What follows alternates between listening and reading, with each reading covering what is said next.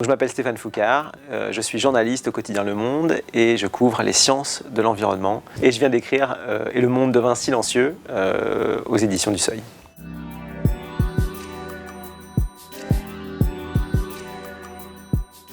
Classiquement, il y a toujours une diversité de causes qui est impliquée dans ce phénomène d'effondrement de la biodiversité, en particulier de la diversité et de l'abondance des insectes, et en particulier encore des insectes pollinisateurs. Et donc ce sont une variété de facteurs qui vont du changement climatique à l'éclairage nocturne, en passant par l'extension de l'agriculture intensive, le drainage des zones humides, et toute une variété de choses. Et au milieu de tous ces facteurs, il y a quelque chose qui semble tout à fait déterminant, qui est l'introduction au milieu des années 90 d'une nouvelle classe d'insecticides agricoles qu'on appelle les néonicotinoïdes. Alors c'est un petit peu compliqué à prononcer et souvent on abrège ça sous forme de néoniques, où les journalistes parlent souvent d'insecticides tueurs d'abeilles. Et il apparaît très clairement que ce sont ces produits qui sont les grands responsables de l'effondrement des insectes au cours des 25 dernières années.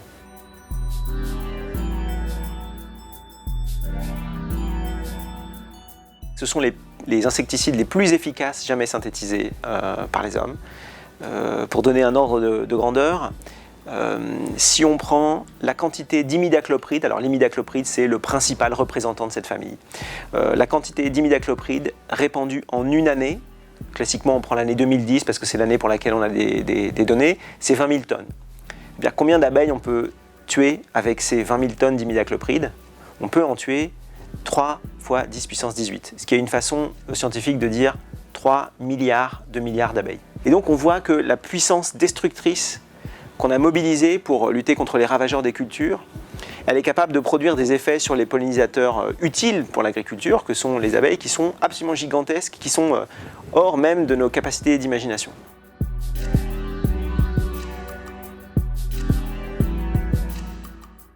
C'est l'aspect peut-être le plus surprenant et le plus peut-être déprimant de cette histoire, c'est que pour une grande part, en fait, ce qu'on trouve dans la littérature scientifique, quand des chercheurs essayent d'évaluer le bénéfice qu'il y a à utiliser ces produits, on se rend compte que dans l'écrasante majorité des cas, ces produits ne servent à rien. Ils ne servent à rien tout simplement parce qu'il n'y a pas les ravageurs contre lesquels ils luttent sur les parcelles traitées. Donc on voit qu'en réalité, 90, peut-être 95% de ce qu'on a utilisé n'a servi à rien d'autre qu'à contaminer l'environnement.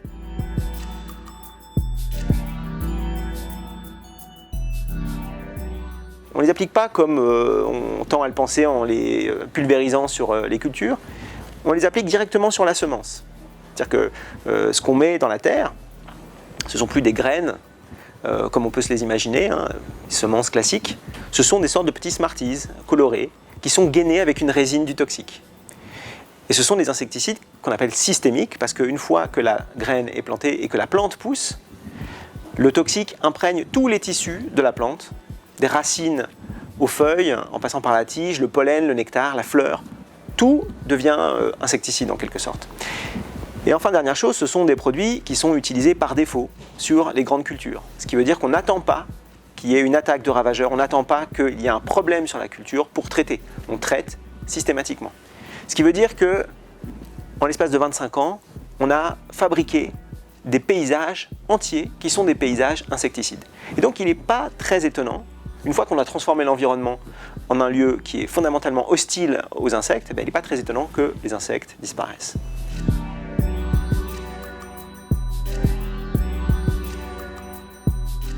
Alors il y a une grande étude qui a été publiée en octobre 2017 et qui a consisté à regarder sur 63 zones protégées allemandes, 63 zones protégées qui sont des lieux où il n'y a pas forcément énormément d'intervention humaine, mais ce sont des zones qui sont situées au milieu de grandes cultures, tout simplement.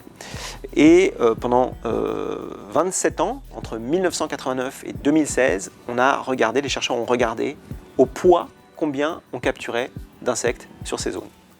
Et le résultat auquel ils parviennent est absolument frappant.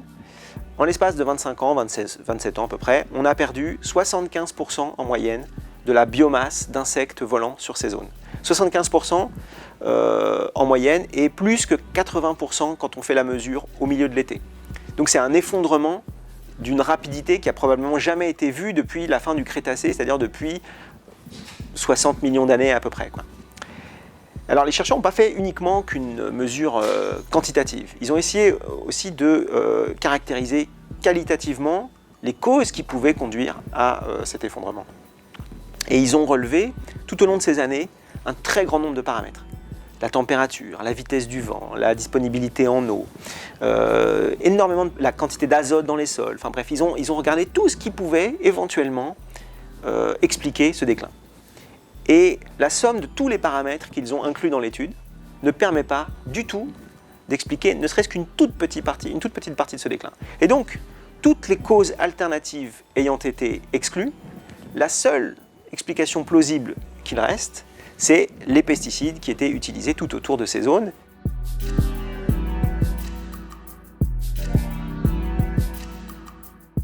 Alors l'industrie agrochimique a repris un petit peu le manuel qu'a établi dans les années 50 l'industrie du tabac et qui consiste à systématiquement mettre en avant toutes les causes alternatives aux maux dont votre produit est accusé. Et là, en l'occurrence, l'industrie agrochimique, qu'est-ce qu'elle a fait ? Elle a soutenu des travaux, beaucoup de travaux, sur les pathogènes naturels de l'abeille. Par exemple, le varroa, qui est un petit acarien, qui est un vrai problème pour les apiculteurs et qui affaiblit les colonies et qui peut conduire à leur effondrement. Donc il y a eu énormément de travaux qui ont été faits sur le varroa, donc ce petit parasite de l'abeille domestique, sur Nosema, qui est un petit champignon microscopique qui colonise l'intestin des abeilles domestiques et qui, là aussi, conduit à leur affaiblissement. Et donc, en mettant tout ça dans le débat public, dans la discussion, dans la conversation, eh bien, ils ont transformé la question des pesticides, qui n'a jamais disparu, comme un problème parmi d'autres.